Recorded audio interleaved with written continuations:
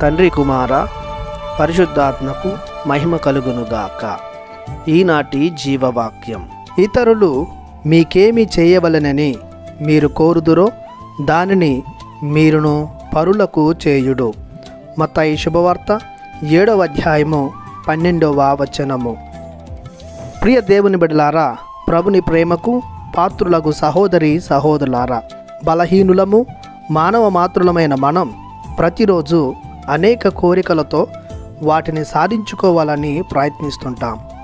ఎవరైనా సహాయం చేస్తే బాగుండు, వడ్డీకి డబ్బులు ఇస్తే బాగుండు, మనలను ప్రోత్సహిస్తే ముందుకు వెళ్తాం కదా, మనలను ఎవరు ఇబ్బంది పెట్టకూడదు, దూషించకూడదు, శపించకూడదు, దురుసుగా మన ఎడల ప్రవర్తించకూడదు, నన్నుగా గౌరవించాలి, ప్రేమించాలి, ఆదరించాలి, అందరూ నన్ను మెచ్చుకోవాలి, మంచివారు అనాలి, నా మీద చాడీలు చెప్పకూడదు, అవమానించకూడదు, నా కష్టాలలో విచారంలో తోడుగా ఉంటూ నన్ను ఓదార్చాలి, నన్ను సరైన మార్గంలో నడిపించాలి, నా విజయానికి పునాదిగా ఎవరైనా ఉంటే బాగుండు అని కోరుకుంటాం.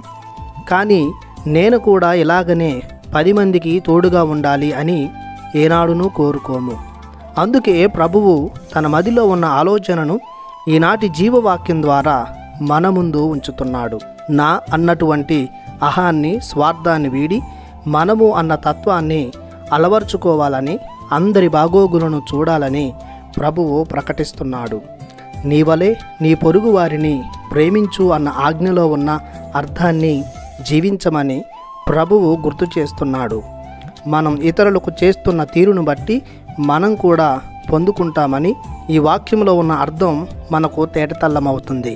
కావున ముందుగా మనం ఇతరులను గౌరవించుదాం, ప్రేమించడం, ఆదరించడం ప్రారంభించుదాం. దేవుని అనుగ్రహాలకు పాత్రులమగుదాం. ప్రార్థించుదాము. సృష్టి స్థితి లయకారకుడు అయిన మా దేవా, మీరు మాకిచ్చిన ఈ రోజును బట్టి మీకు వందనాలు చెల్లిస్తున్నాము. మేము మా దైనందిన జీవితంలో స్వార్థం, అసూయ, అహం వీడి ఇరుగు పొరుగు వారిని ప్రేమించి మీ ఆశీర్వాదాలను ప్రేమ, ఆప్యాయత, అనురాగం, విజయం, వివేకం రూపంలో పొందుకునే యోగ్యతను మాకు దయచేయమని యేసయ్య పరిశుద్ధ నామములో ప్రార్థిస్తున్నాము తండ్రి. ఆమెన్. దేవుడు మిమ్ము దీవించునుగాక. ఆమెన్.